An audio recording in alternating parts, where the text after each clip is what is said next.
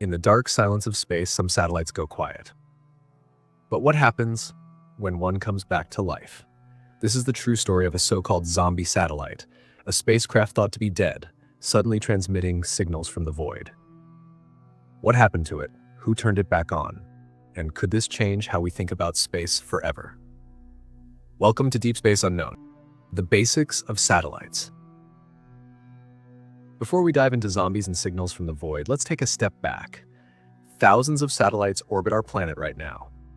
Some send GPS data to your phone, others beam the internet to rural villages or broadcast your favorite TV show. But they don't last forever. Solar storms, malfunctioning electronics, fuel exhaustion, or just plain age all lead to a satellite going dark. These dead satellites are called space debris, or more casually, space junk.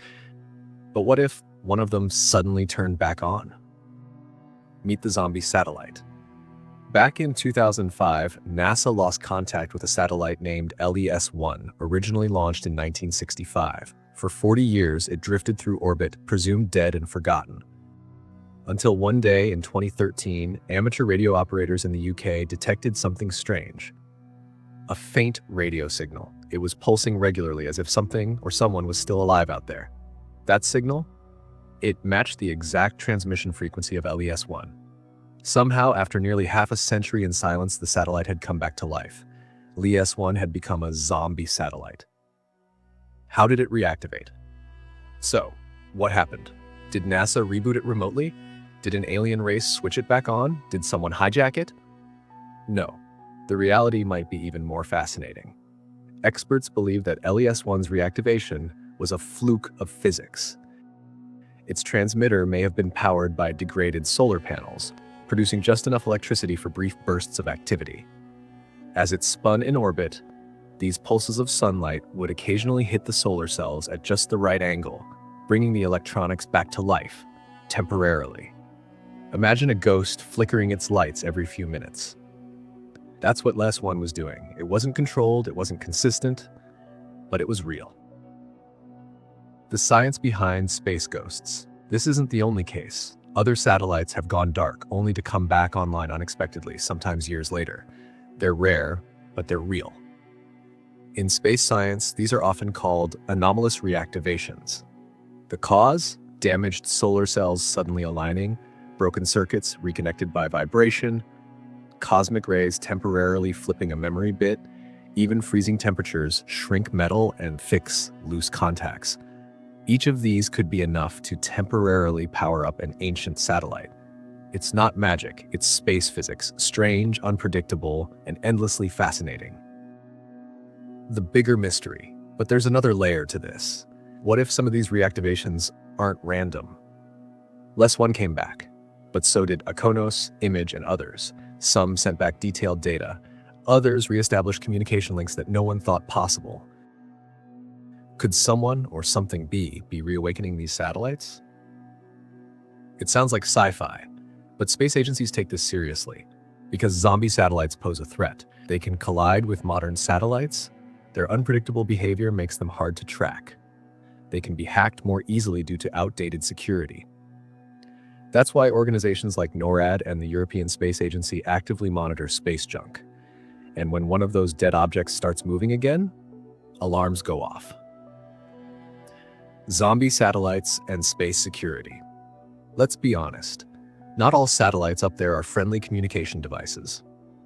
Some are in the military, some are for surveillance, and some are secret. If one of those reactivates unexpectedly, nations want to know, was it an accident or a test? That's why zombie satellites are no joke.